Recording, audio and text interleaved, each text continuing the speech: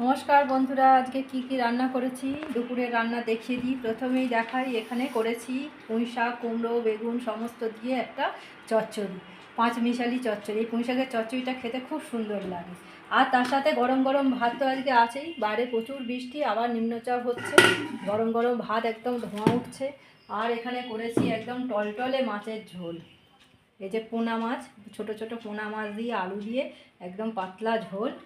আর করেছি এখানে পেঁপে আলু ছোলা দিয়ে তরকারি। আমি তরকারিটা দুটো ভাগ করে তুলেছি, এই যে দুটো ভাগে তুলে নিয়েছি।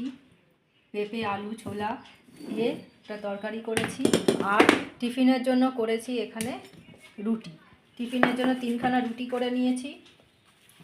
আর রাতের জন্য এখানে রেখে দিয়েছি পেঁপে আলুর তরকারি, অল্প একটু রেখে দিয়েছি। আর মাছের ঝোল যা থাকবে সেটা দিয়ে রাত্রে হয়ে যাবে।